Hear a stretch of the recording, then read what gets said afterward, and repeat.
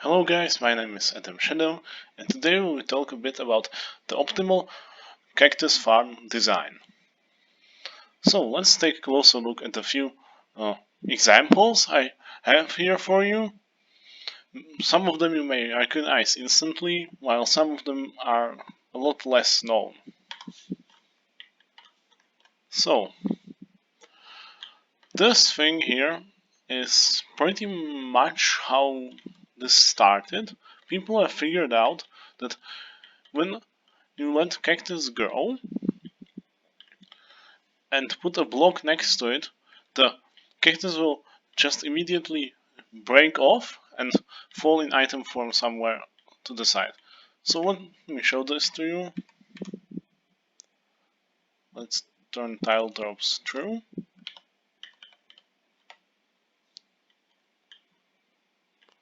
Yeah, and we get our first pieces of cactus falling down. However, this thing has a few critical issues.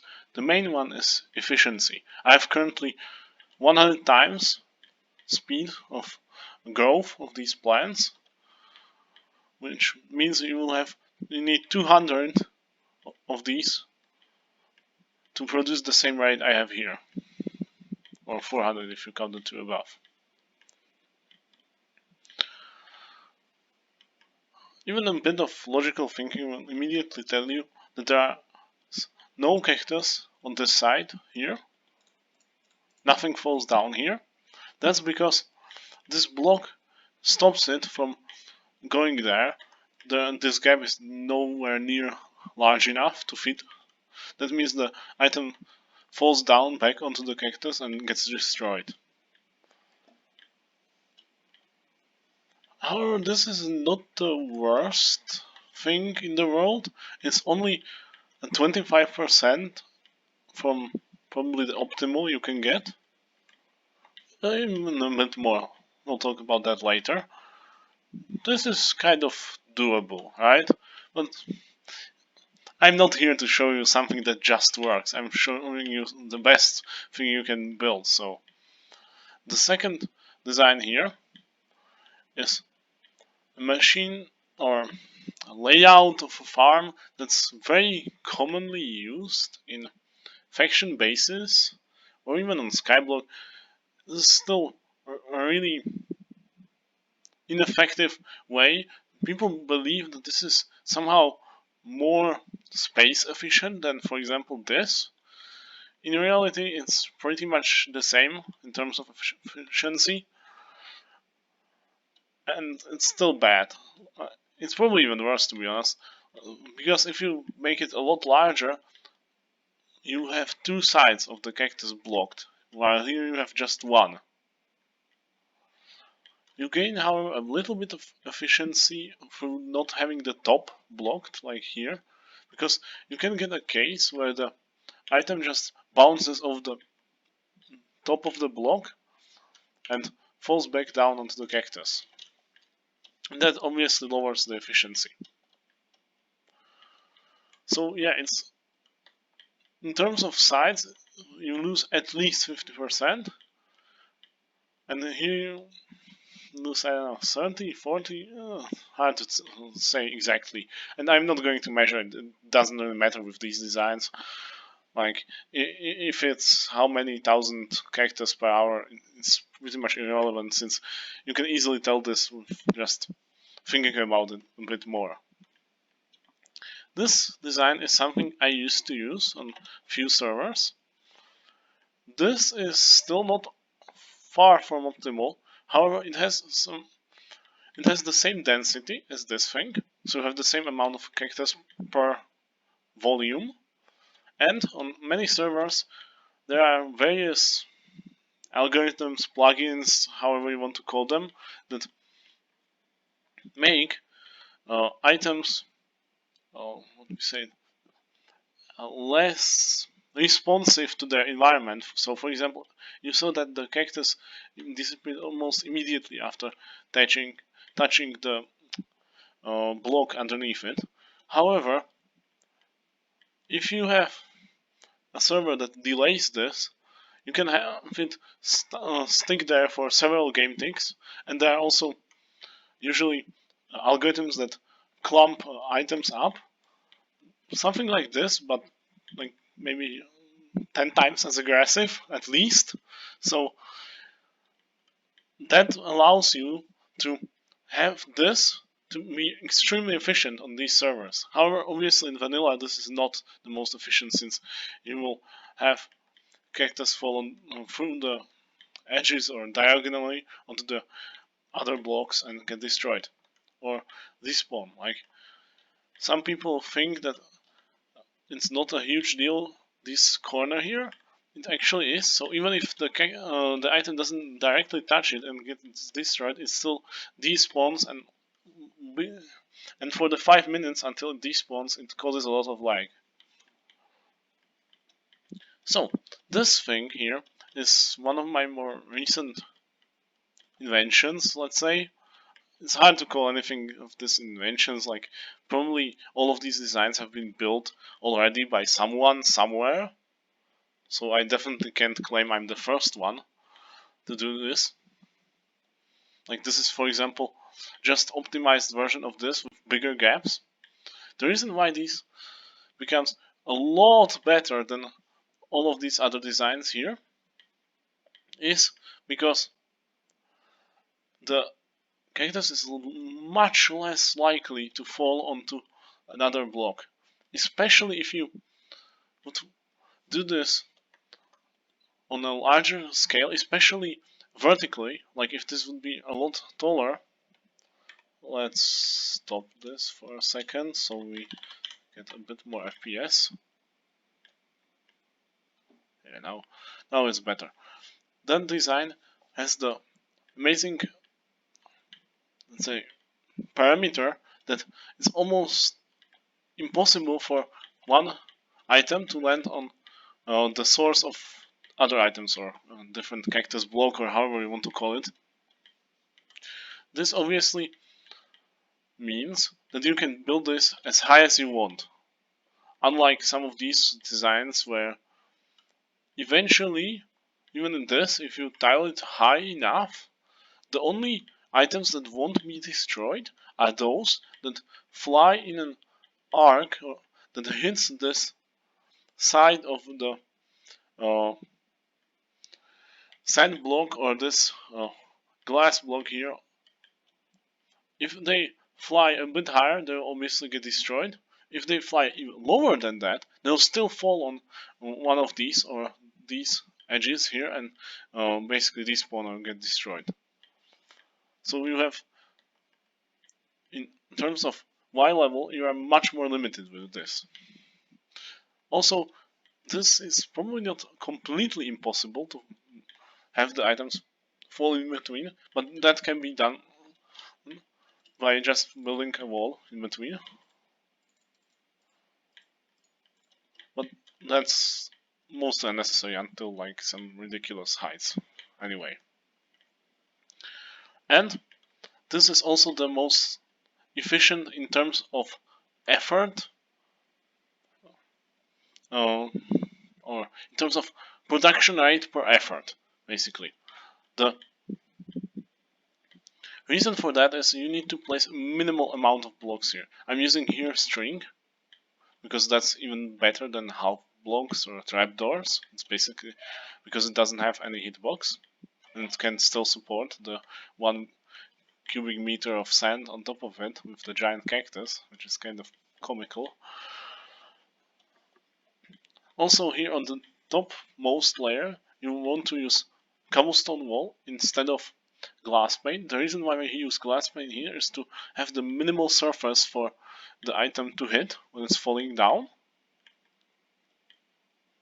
While here, you want to have the maximum volume to stop the items from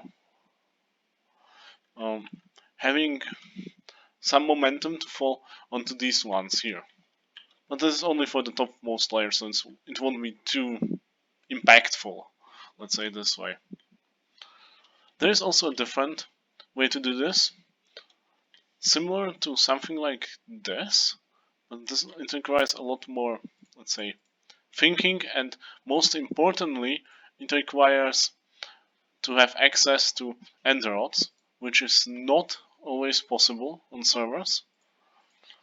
And that is to use end rods in combinations with fences. So let's make a wall between these two. That would look something like this.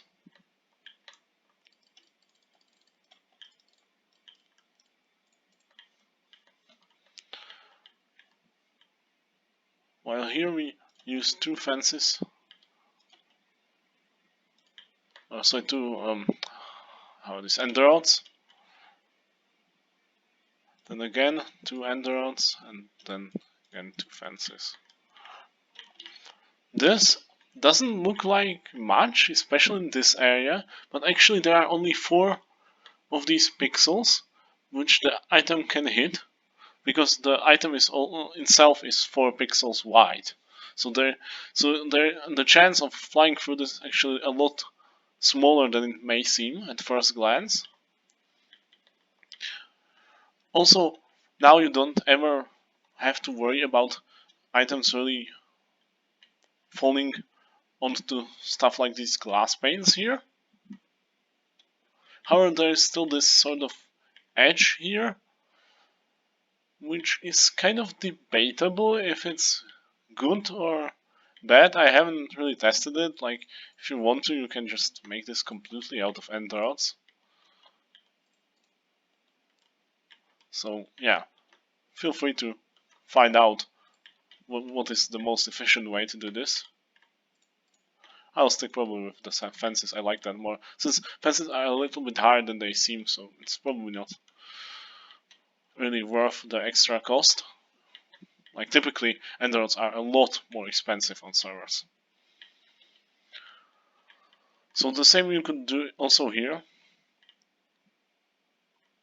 If you would, for example, just do one line of end rods going like this, alternated with the fences. So this would be still really minimal effort. Like, this would be tiny effort to build, since you could just jump and place them underneath yourself. You would probably want to have jump boost anyway. For building all of these things, you really want to have jump boost. Either in potion form or in beacon form, it doesn't really matter, but it just makes it so much easier to build. Now let's say you don't care about all of this. You have Schematica or one of these programs that allow you to build indefinitely complex farms extremely quickly, and you are not bothered by effort, which usually is bannable on servers, to be honest, to use printers to build machines. But let's say you have this option, then this layout would be the most efficient one possible. At least one that's also compatible with 1.13. This is kind of hard to understand for some people, but what is going on is you still have these pieces of glass here breaking the cactus, just like usual. You can also use fence or even this. Well, you can use these cobble walls here. You need something that doesn't connect to them, so yeah, probably fences. Also, trapdoors work, but they are a bit problematic because they block sometimes the cactus.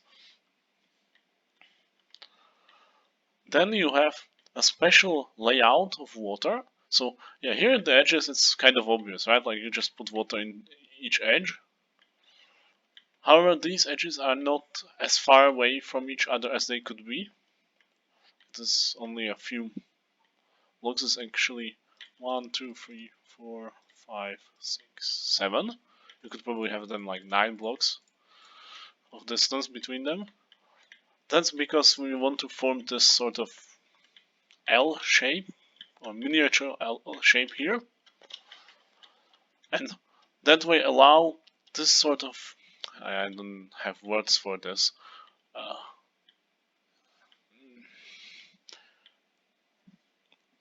rotated square of collection area to be here. The reason why the water here is in the corner and not in the center is to not form this, basically, a spot where the water is not flowing anywhere. So for example, if I fall down in just right into this, I won't be shifted by the water into any direction. So we want to have this in one corner, not exactly like this.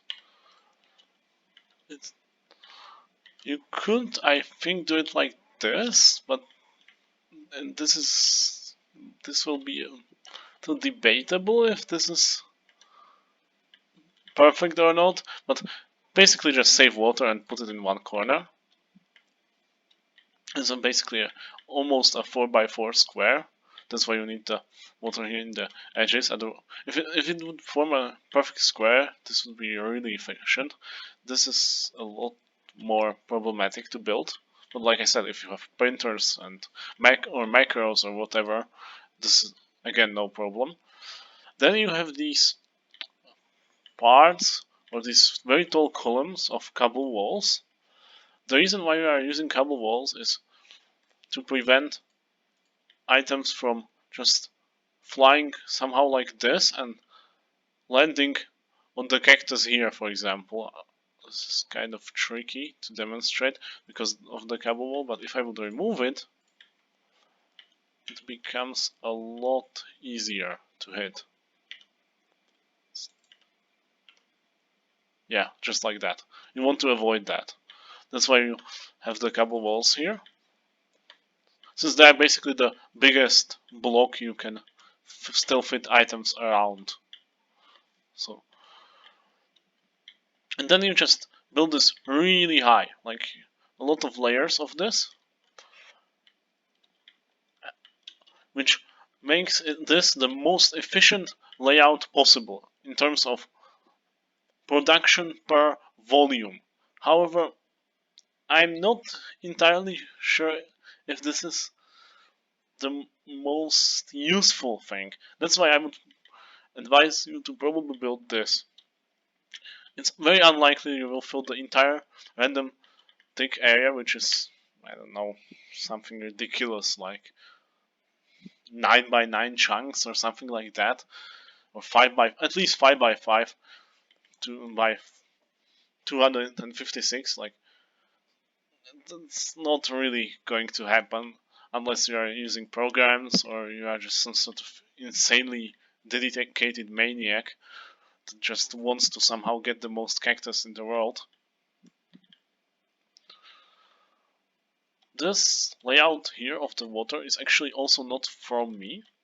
Same like this, I can't claim any of this as my own inventions. I just improved this by quite a lot. This was first shown, if I'm sure, by Ilmango. He also got it from someone. I don't remember the name. I'm sorry. But he didn't use cable walls. Neither did he use iron trapdoors here or any trapdoors. You can't use obviously string because that gets washed away by water. So that's a non-option. You could try some other things, maybe in future versions, if they make something that's even thinner than trapdoors and somehow doesn't allow items to fall through but allows items to move the X and Z direction. So yeah, this is, and also Ilmango used some fences, and here, yeah, that's really not what you want to do. It might be interesting to consider using ice here.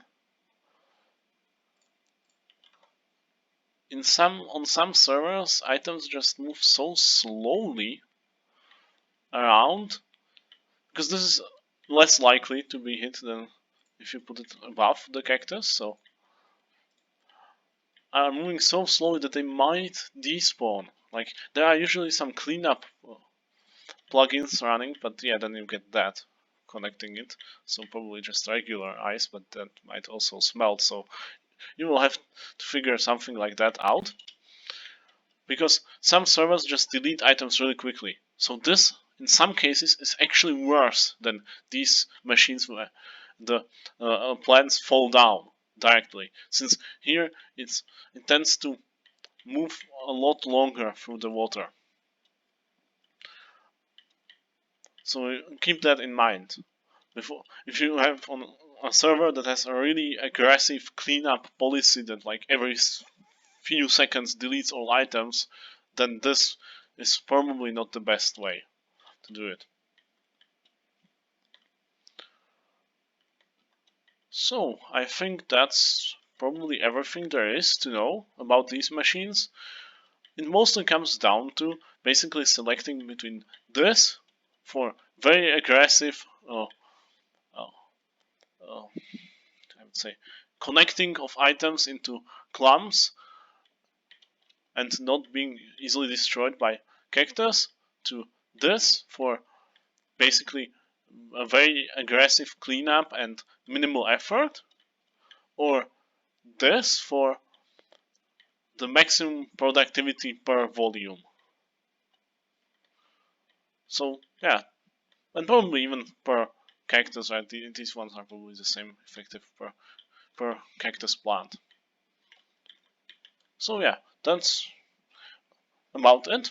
The next video will be the new version of the USS. I hope you stay tuned for that. Don't miss it. Please subscribe, and of course, if you like this video, like it. If you don't obviously, and suggest me and anything that I should build, improve, or change in my videos in the comment section down below.